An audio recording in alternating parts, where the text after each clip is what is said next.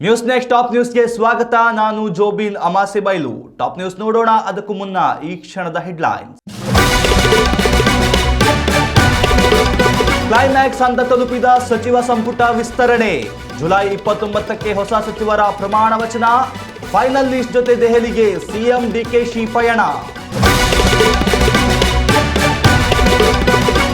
Neat ಬಿಕ್ಕಟ್ಟು ಶಮನಕ್ಕೆ ಪ್ರಧಾನಿ ಮೋದಿ ಕನ್ನಡ ಮಂತ್ರ.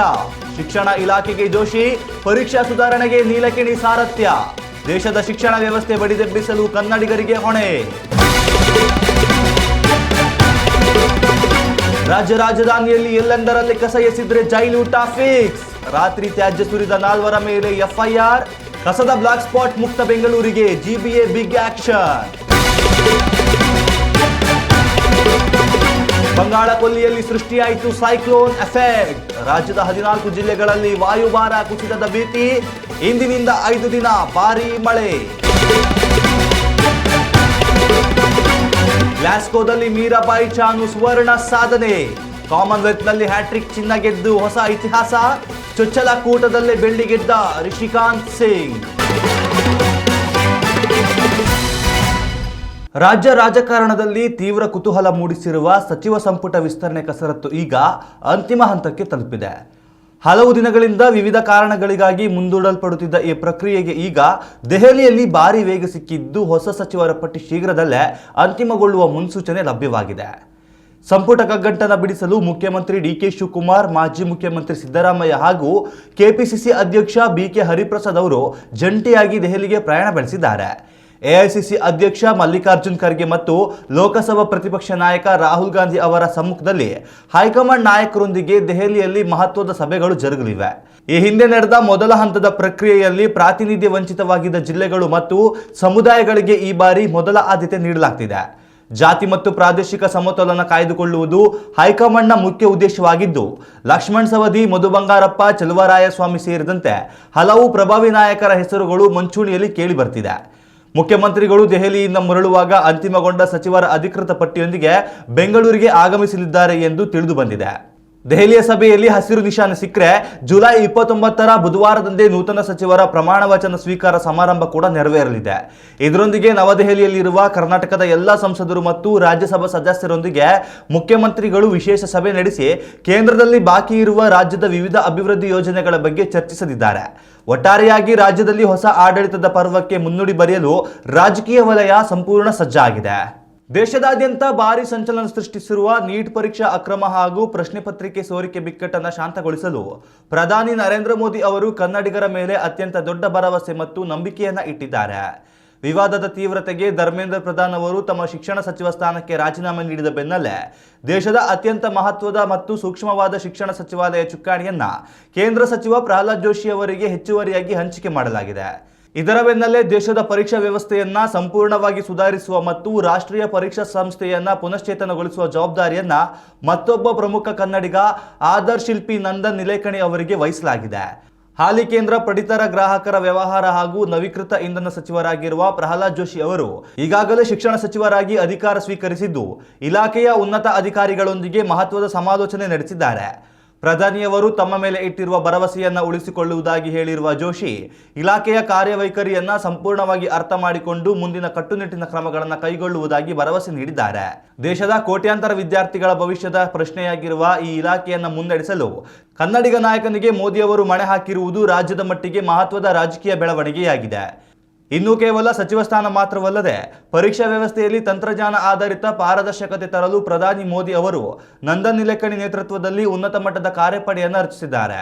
ಈ ಮೂಲಕ ನೀಟ್ನಂತಹ ದೇಶದ ಅತಿದೊಡ್ಡ ಪರೀಕ್ಷೆಗಳಲ್ಲಿ ನಡೆದಿರುವ ಲೋಪದೋಷಗಳನ್ನು ಸರಿಪಡಿಸುವ ಹಾಗೂ ಭವಿಷ್ಯದಲ್ಲಿ ಇಂತಹ ಅಕ್ರಮಗಳು ಮರುಕಳಿಸದಂತೆ ತಡೆಯುವ ಸಂಪೂರ್ಣ ಹೊಣೆಗಾರಿಕೆಯನ್ನ ಇಬ್ಬರು ಕನ್ನಡಿಗರ ಹೆಗಲಿಗೆ ವಹಿಸಿದಂತಾಗಿದೆ. ಬಿಕ್ಕಟ್ಟಿನ ಈ ಸಂದರ್ಭದಲ್ಲಿ ಇಡೀ ದೇಶದ ಶಿಕ್ಷಣ ವ್ಯವಸ್ಥೆಯನ್ನು ತಹಬದಿಗೆ ತರಲು ಮೋದಿ ಸರ್ಕಾರವು ಕೈಗೊಂಡಿರುವ ಈ ನಿರ್ಧಾರವು ಕನ್ನಡಿಗರ ದಕ್ಷತೆ ಮತ್ತು ಆಡಳಿತಾತ್ಮಕ ಸಾಮರ್ಥ್ಯಕ್ಕೆ ಸಂದ ದೊಡ್ಡ ಮನ್ನಣೆಯಾಗಿದೆ. ಬೆಂಗಳೂರು ನಗರದ ಕಸದ ಸಮಸ್ಯೆಯನ್ನು ಶಾಶ್ವತವಾಗಿ ನಿವಾರಿಸಲು ಮತ್ತು ಸಾರ್ವಜನಿಕ ಸ್ಥಳಗಳನ್ನು ಸ್ವಚ್ಛವಾಗಿಡಲು ಗ್ರೇಟರ್ ಬೆಂಗಳೂರು ಅಭಿವೃದ್ಧಿ ಪ್ರಾಧಿಕಾರ ಮತ್ತು ಬೆಂಗಳೂರು ಉತ್ತರ ನಗರದ ಪಾಲಿಕೆ ಅಧಿಕಾರಿಗಳು ಭಾರೀ ಮುನ್ನೆಚ್ಚರಿಕೆ ಹಾಗೂ ಕಠಿಣ ಕ್ರಮಗಳಿಗೆ ಮುಂದಾಗಿದ್ದಾರೆ. ನಗರದ ಸೌಂದರ್ಯಕ್ಕೆ ಧಕ್ಕೆ ತರುತ್ತಿದ್ದ ಕಸದ ಬ್ಲಾಕ್ ಸ್ಪಾಟ್ಗಳನ್ನು ತೆರವುಗೊಳಿಸಿದ ಜಾಗದಲ್ಲಿ ಮತ್ತೆ ಕಸ ಎಸೆಯುವ ಸಾರ್ವಜನಿಕರಿಗೆ ಪಾಠ ಕಲಿಸಲು ಅಧಿಕಾರಿಗಳು ಈಗ ನೇರವಾಗಿ ಕಾನೂನು ಅಸ್ತ್ರವನ್ನು ಬಳಸುತ್ತಿದ್ದಾರೆ. ಇದರ ಮೊದಲ ಭಾಗವಾಗಿ ಇತ್ತೀಚೆಗೆ ಸ್ವಚ್ಛಗೊಳಿಸಲಾಗಿದ್ದ ಸಾರ್ವಜನಿಕ ಸ್ಥಳದಲ್ಲಿ ತಡರಾತ್ರಿ ಕಸ ಎಸೆಯುತ್ತಿದ್ದ 4 ವಿರುದ್ಧ ಬಾಣಸ್ವಾಡಿ ಪೊಲೀಸ್ ಠಾಣೆಯಲ್ಲಿ ಗಂಭೀರ ಪ್ರಕರಣ ದಾಖಲಾಗಿದೆ. ಬೆಂಗಳೂರು ಉತ್ತರ ನಗರದ ಪಾಲಿಕೆಯ ಸರ್ವಜ್ಞನಗರ ವಿಭಾಗದ ಬಾಣಸ್ವಾಡಿ 7ನೇ ಮುಖ್ಯ ರಸ್ತೆಯಲ್ಲಿದ್ದ ಕಸದ ಬ್ಲಾಕ್ ಸ್ಪಾಟ್ ಅನ್ನು ಸಂಪೂರ್ಣವಾಗಿ ತೆರವುಗೊಳಿಸಿ ಸೌಂದರ್ಯೀಕರಣಗೊಳಿಸಲಾಗಿತ್ತು.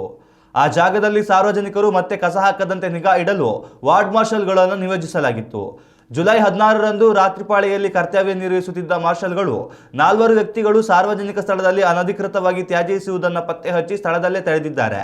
ನಿಯಮದ ಪ್ರಕಾರ ದಂಡ ಪಾವತಿಸುವಂತೆ ಸೂಚಿಸಿದಾಗ ಮಾರ್ಷಲ್ಗಳ ಜೊತೆಗೆ ಗಲಾಟೆ ಮಾಡಿದ ಆ ವ್ಯಕ್ತಿಗಳು ದಂಡ ಕಟ್ಟಲು ನಿರಾಕರಿಸಿ ಕಸವನ್ನ ಅಲ್ಲೇ ಬಿಸಾಡಿ ಪರಾರಿಯಾಗಿದ್ರು.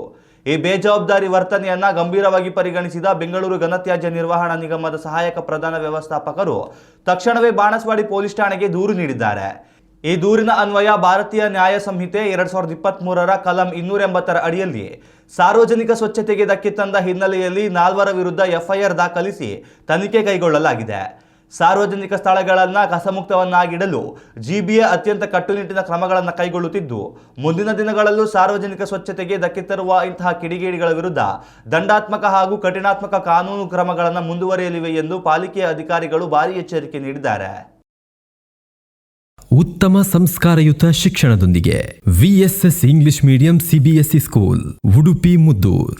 ನರ್ಸರಿಯಿಂದ 10ನೇ ತರಗತಿವರೆಗೆ ಶಿಕ್ಷಣದ ಜೊತೆಗೆ 5ರಿಂದ 10ನೇ ತರಗತಿವರೆಗಿನ ವಿದ್ಯಾರ್ಥಿನಿಯರಿಗೆ ಉತ್ತಮ ಹಾಸ್ಟೆಲ್ ಸೌಲಭ್ಯವೂ ಇದೆ. ನಿಮ್ಮ ಮಕ್ಕಳ ಪ್ರವೇಶಾತಿಗಾಗಿ ಈ ಸಂಖ್ಯೆಗೆ ಕರೆ ಮಾಡಿ. ಬಂಗಾಳ ಕೊಲ್ಲಿಯಲ್ಲಿ ಮತ್ತು ಒಡಿಶಾ ಕರಾವಳಿ ಭಾಗದಲ್ಲಿ ಉಂಟಾಗಿರುವ ತೀವ್ರ ವಾಯುಭಾರ ಕುಸಿತದ ಹಿನ್ನೆಲೆಯಲ್ಲಿ ಕರ್ನಾಟಕದ ಹಲವು ಜಿಲ್ಲೆಗಳಲ್ಲಿ ಮುಂಗಾರು ಮಳೆ ಮತ್ತಷ್ಟು ಚುರುಕಾಗುವ ಮುನ್ಸೂಚನೆ ಸಿಕ್ಕಿದೆ. ಸಮುದ್ರ ಮಟ್ಟದಲ್ಲಿ ಉಂಟಾಗಿರುವ ಈ ಚಂಡಮಾರುತದ ಪ್ರಸರಣವು ಮುಂದಿನ 24 ಗಂಟೆಗಳಲ್ಲಿ ಮತ್ತಷ್ಟು ಆಳವಾಗಿ ತೀವ್ರಗೊಳ್ಳುವ ಸಾಧ್ಯತೆ ಇದ್ದು, ಇದರ ನೇರ ಪ್ರಭಾವ ರಾಜ್ಯದ ಹವಾಮಾನದ ಮೇಲಾಗಲಿದೆ. ಈ ಹಿನ್ನೆಲೆಯಲ್ಲಿ ಇಂದಿನಿಂದ ಜುಲೈ 31ರವರೆಗೆ ಒಟ್ಟು 5 ದಿನಗಳ ಕಾಲ ರಾಜ್ಯದ ಸುಮಾರು 14 ಜಿಲ್ಲೆಗಳಲ್ಲಿ ಸಾಧಾರಣದಿಂದ ಭಾರಿ ಮಳೆಯಾಗಲಿದ್ದು, ಭಾರತೀಯ ಹವಾಮಾನ ಇಲಾಖೆ ಈ ಪ್ರದೇಶಗಳಿಗೆ ಯೆಲ್ಲೋ ಅಲರ್ಟ್ ಘೋಷಿಸಿದೆ. ಕರಾವಳಿ ಜಿಲ್ಲೆಗಳಾದ ಉಡುಪಿ, ದಕ್ಷಿಣ ಕನ್ನಡ ಮತ್ತು ಉತ್ತರ ಕನ್ನಡ ಸೇರಿದಂತೆ ಉತ್ತರ ಒಳನಾಡಿನ ಹಾವೇರಿ, ಬಾಗಲಕೋಟೆ, ವಿಜಯಪುರ, ಧಾರವಾಡ, ಬೆಳಗಾವಿ, ಗದಗ, ಕೊಪ್ಪಳ, ಯಾದಗಿರಿ, ಕಲಬುರಗಿ ಮತ್ತು ಬೀದರ್ ಜಿಲ್ಲೆಗಳಲ್ಲಿ ಹಲವೆಡೆ ಭಾರೀ ಮಳೆಯಾಗುವ ಸಾಧ್ಯತೆ ಇದೆ.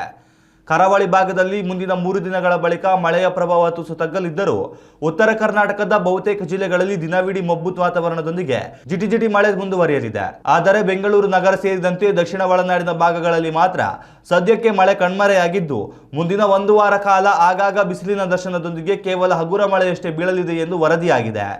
ಮತ್ತೊಂದೆಡೆ ರಾಜ್ಯದ ಹಲವು ಜಿಲ್ಲೆಗಳಲ್ಲಿ ದಿನವಿಡೀ ಮೋಡ ಕವಿದ ವಾತಾವರಣ ಕಂಡುಬರುತ್ತಿದ್ದರೂ ನಿರೀಕ್ಷಿತ ಮಟ್ಟದಲ್ಲಿ ಭಾರಿ ಮಳೆ ಸುರಿಯದಿರುವುದು ರೈತರ ಆತಂಕಕ್ಕೆ ಕಾರಣವಾಗಿದೆ.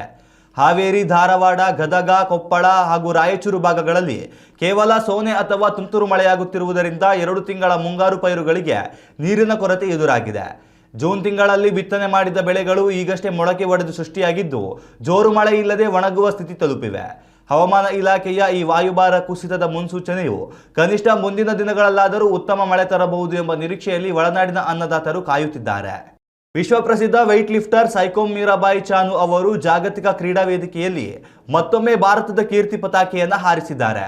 ಇಲ್ಲಿ ನಡೆಯುತ್ತಿರುವ 2026ರ ಕಾಮನ್ವೆಲ್ತ್ ಕ್ರೀಡಾಕೂಟದ ಮಹಿಳೆಯರ 48 ಕೆಜಿ weight ಲಿಫ್ಟಿಂಗ್ ವಿಭಾಗದಲ್ಲಿ ಅದ್ಭುತ ಪ್ರದರ್ಶನ ನೀಡಿದ ಅವರು ಭಾರತಕ್ಕೆ ಈ ಬಾರಿಯ ಕ್ರೀಡಾಕೂಟದ ಚೊಚ್ಚಲ ಚಿನ್ನದ ಪದಕವನ್ನು ತಂದುಕೊಟ್ಟಿದ್ದಾರೆ.